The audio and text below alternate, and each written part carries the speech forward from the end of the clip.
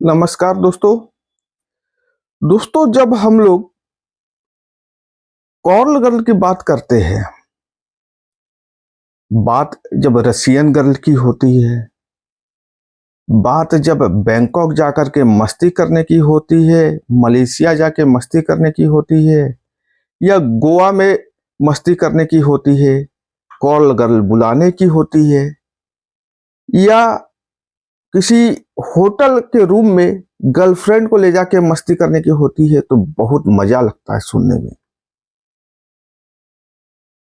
14-15 साल के लड़के से लेकर के 60-65 वर्ष के उम्र के बूढ़े भी बड़ा मजा लेने लगते हैं।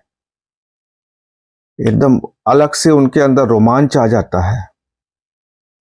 लेकिन बात जहां किसी लड़की, बच्ची, औरत के साथ बलात्कार की होती है, तो यही रोमांच गुस्से में बदल जाता है।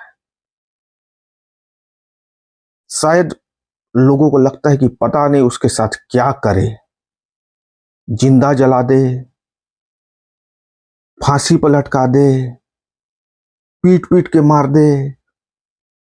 जो नहीं करने का है वो सोच लेते हैं। ऐसा क्यों? उस समय तो आप बहुत रोमांचित हो रहे थे और इस समय बहुत गुस्सा हो रहे हैं। जानते हैं क्यों?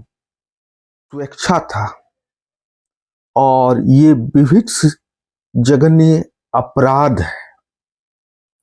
वो इस क्षेत्र में, इस धंधे में, इस पेशे में कैसे आई, ये एक अलग विषय है, वो अलग चर्चा का विषय है। लेकिन किसी व्यक्ति के द्वारा किसी बच्ची, औरत, लड़की के साथ उसकी इच्छा के बिना किया गया दुष्कर्म एक जघन्य अपराध है, सामाजिक तौर पर भी, कानूनी तौर पर भी। और कानून में इसके खिलाफ कई धाराओं में 376 तो बहुत एक पॉपुलर धारा है, लेकिन इसके अलावा भी पॉक्सो एक्ट, 375, इन सभी धाराओं में अलग अलग डिफिनेशन से 10 साल की कठोरतम सजा से फांसी तक की सजा निर्धारित की गई है। लेकिन उस धंधे में, उस पेशे में किसी तरह की कोई सजा नहीं है, लेकिन उसे एक घिनौना धंधा या समाज से उसको किसी तरह का जो है सपोर्ट नहीं मिलना, इस तरह का एक अलग उसको नजरिए से देखा जाता है। आज देश भर में बलात्कार की संख्या बढ़ती जा रही है।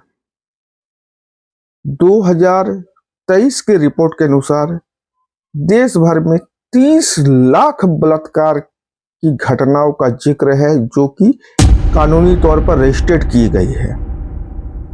लेकिन जानते हैं, ये 30 लाख की संख्या बहुत कम है। इसके से बहुत ज्यादा, दोगुने से ज्यादा लगता है कि घटना होती होगी और वो रजिस्ट्रेट नहीं हो पाती होगी। समाज के दबाव में, प्रभाव में, या समाज के लज्जा में, या आत्मलज्जा में, या जानकारी के अभाव में, बहुत सारा कारण है, क्योंकि रजिस्ट्रेट बहुत सारा केस नहीं हो पाता है और बहुत सारा केस आपस में ही सेटल हो जाता है। लेकिन ये बलात्कार रुकेगा कैसे? निर्भया से लेकर के कोलकाता तक जो ये घटना हो रही है, उत्तराखंड में हो गया, पटना में हो गया, कानपुर में हो गया, जहां सुनो वहां हो गया, तो ये रुकेगा कैसे? दोस्तों, एक मैं रिपोर्ट लेकर के आया हूं। ये रिपोर्ट है विकिपीडिया का। विकिपीडिया इसमें जो है बता रहा है कि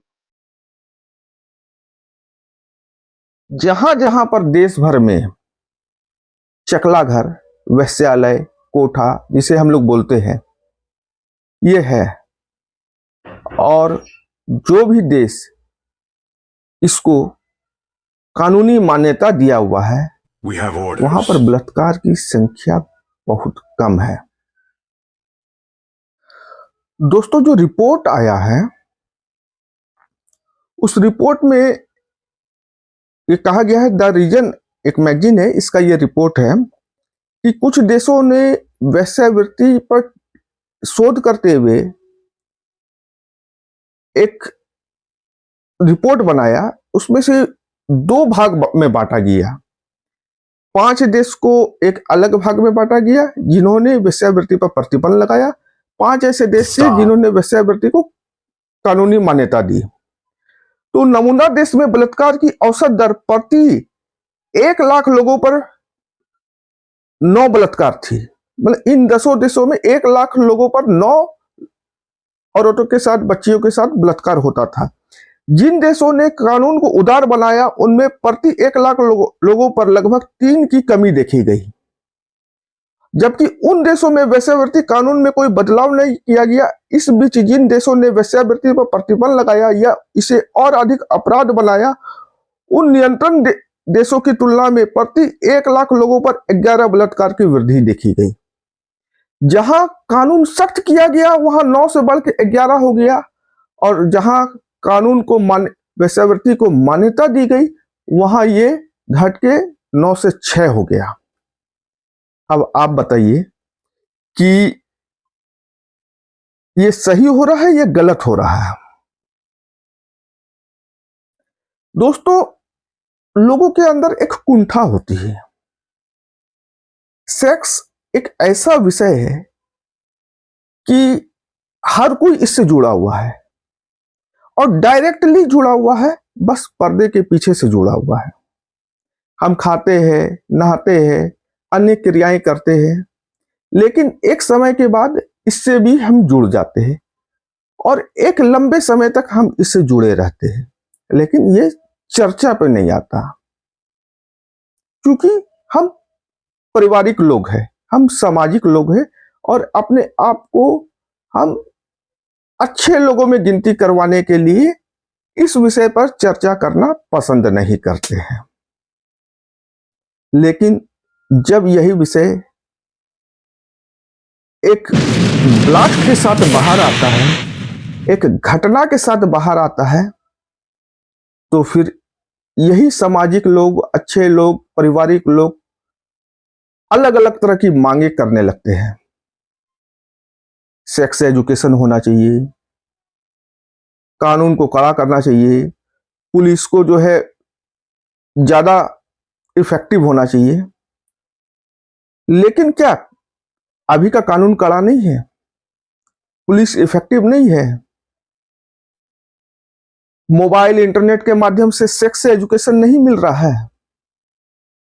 बहुत इजी और बहुत अच्छे से अब सेक्स एजुकेशन मिल रहा है, लेकिन लोगों के अंदर जो कुंठा रहती है सेक्स के प्रति, एक ट्राई करने के प्रति, एक जरूरत को पूरा करने के प्रति, उसे वो पूरा नहीं कर पाते। तो उसे जब पूरा नहीं कर पाते तो इसका उपाय क्या है? इसका उपाय है चकला घर। मैं इसको प्रमोट नहीं कर रहा हूं, मैं उन लोगों की कुंठा को दूर करने का एक प्रयास कर रहा हूं, उन लोगों के मन को एक शांति पहुंचाने का प्रयास कर रहा हूं जो इससे जूझ रहे हैं। आपको भोजन के साथ ये भी अगर चाहिए तो आप कहीं ना कहीं देखेंगे, और जब समाज में देखेंगे, कहीं मौका मिलेगा तो अपनी कुंठा को दूर करने का कोशिश करेंगे, तो ये सामाजिक तौर पर गलत हो जाएगा। बात अगर छुप गई तो कोई बात नहीं, नहीं छुपी तो फिर आप कानून के दायरे में, कानून के फंदे में, फांसी के फंदे तक पहुंच सकते हैं। लेकिन जब आपके पास एक ऑप्शन रहेगा कि आप कहीं जा करके अपनी कुंठा को दूर कर सकते हैं, कुछ पैसे खर्च करके अपनी कुंठा को दूर कर सकते हैं, तो शायद ऐसी घटना करने के बारे में आप नहीं सोचिएगा। दोस्तों, भारत में वेश्यावृत्ति या देह व्यापार अनैतिक देह व्यापार कानून के तहत आते हैं।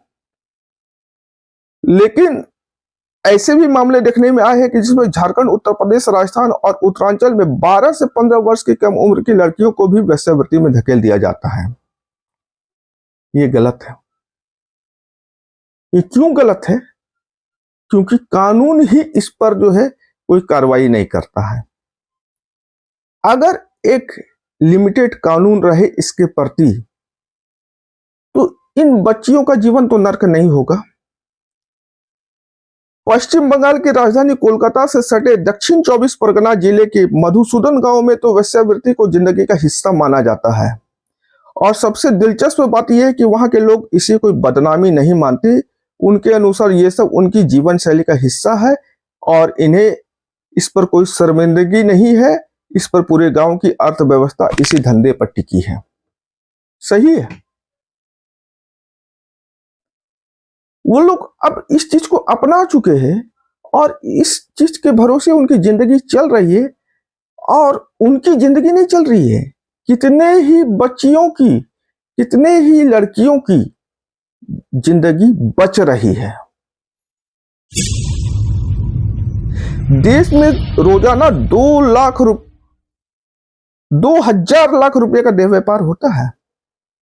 राष्ट्रीय मानवाधिकार आयोग के एक अध्ययन के मुताबिक भारत में 68% लड़कियों को रोजगार के झांसे में फंसाकर वेश्यालयों तक पहुंचाया जाता है। 17% शादी के वायदे में फंसकर आती है। वेश्यावृत्ति में लगी लड़कियों और महिलाओं की तादाद 30 लाख है। ठीक है, वो जैसे भी आती है, फंस के आती है, मजबूरी में आती है, खरीद बिक्री के तहत आती है, विदेश से आती है, ये अलग बात है। उनका भी जीवन स्तर को सुधारने का प्रयास होना चाहिए और एक लिमिटेड टाइम के बाद उनको समाज के मुख्यधारा से भी जोड़ा जाना चाहिए। अब आप एक सिंपल सी बात बताइए कि ऐसा व्यक्ति जिसका किसी कारण से विवाह नहीं हो पाता या उसकी स्त्री की मृत्यु हो जाती है या उसकी स्त्री को कुछ ऐसी बीमारी है जिसके कारण वो उसको पति का सुख नहीं दे पाती है। Oh, hell no! तो उस परिस्थिति में वो व्यक्ति क्या करेगा? वो अपने यौन संतुष्टि के लिए क्या करेगा? अगर उसके पास एक ऑप्शन रहता है, एक विकल्प रहता है कि वो कहीं और जा करके अपने इस क्षुधा को शांत कर सके, तो इसमें हर्ज क्या है? वहां जाने वाले लोगों को गलत नजर से देखा जाता है। वहां रहने वाले और धंधा करने वाली लड़कियों को तो देखा ही जाता है, लेकिन पुरुषों को भी देखा जाता है कि वो इन जगहों पर जाता है, वो सामाजिक नहीं है, वो पारिवारिक नहीं है। तो वर्तमान परिस्थिति में जो बलात्कार की घटनाएं हो रही है, शायद एक कोशिश अगर इस क्षेत्र में भी किया जाए तो यह घटना में बहुत हद तक कमी आ सकती है। जो भी है अभी व्यवस्था बनी हुई इन चकला घरों की, उनको लीगलाइज कर दिया जाए। यदि वो लीगलाइज हो जाते हैं, पुलिस का दबाव और दलालों का वहां पर प्रभाव अगर खत्म हो जाता है और उनको एक व्यवस्थित जीवन यापन का सुविधा प्रदान किया जाता है, तो शायद बहुत हद तक इन चीजों पर लगाम लग सकता है। क्योंकि हर चीज कानून से नहीं हो पाएगा, पुलिस के डंडे से नहीं हो पाएगा। समाज को भी इस पर आगे आना होगा और उनको इस चीज को समझना होगा कि जैसे हम लोग सेक्स एजुकेशन की बात करते हैं, ये भी उस चीज का एक पार्ट है। ये उन लोगों के लिए है जिनको इनकी सबसे ज्यादा जरूरत है। अब वर्तमान समय में ऐसा भी देखने को आता है कि 40-40 साल हो जाता है 35-36 साल हो जाता है, लड़कों की शादी नहीं होती, कैरियर के चलते जो है वो हाँ अपने विवाहित जीवन को जो है त्याग देते हैं। पैसा पैसा पैसा करते करते एक उम्र निकल जाता है और उसके बाद जब इनके अंदर की ये वृत्ति बहुत तेज हो जाती है तो फिर इनसे कुछ गलत हो जाता है। यदि इनके पास ये व्यवस्था रहेगी तो इस वृत्ति की तृप्ति के लिए ये उस जगह पर जाएंगे, उस व्यवस्था का उपयोग करेंगे, तो गलत तो समाज में नहीं होगा ना। तो कहाँ इसमें गलती है? बस गलती व्यवस्था में है। व्यवस्था इनको सही से मिलनी चाहिए। अगर ये सही ढंग से व्यवस्थित हो जाते हैं, इनके जो भी अड्डे हैं, जो भी घर है, जो भी इनका क्षेत्र है, उनको अगर साफ सफाई व्यवस्था, मेडिकल सुविधा, शिक्षा सुविधा और अन्य सुविधाओं से का लाभ इनको अगर दिया जाता है तो कहीं ना कहीं समाज में इसका सकारात्मक प्रभाव पड़ेगा। और देखिए, हम लोग नहीं चाहते हैं कि समाज में इतनी गंदी घटनाएं दोबारा हो। निर्भया को हम लोग झेले, निर्भया 2 झेल रहे हैं। पता नहीं हमारे मोहल्ले, बस्ती, शहर, समाज में कब कौन सी निर्भया का कांड फिर से देखने को मिल जाए। इससे तो बढ़िया है कि दोस्तों सरकार ऐसी ही कुछ व्यवस्था कर दे। तो दोस्तों इसके साथ विदा लेते हैं। जय हिंद, वंदे मातरम, नमस्कार।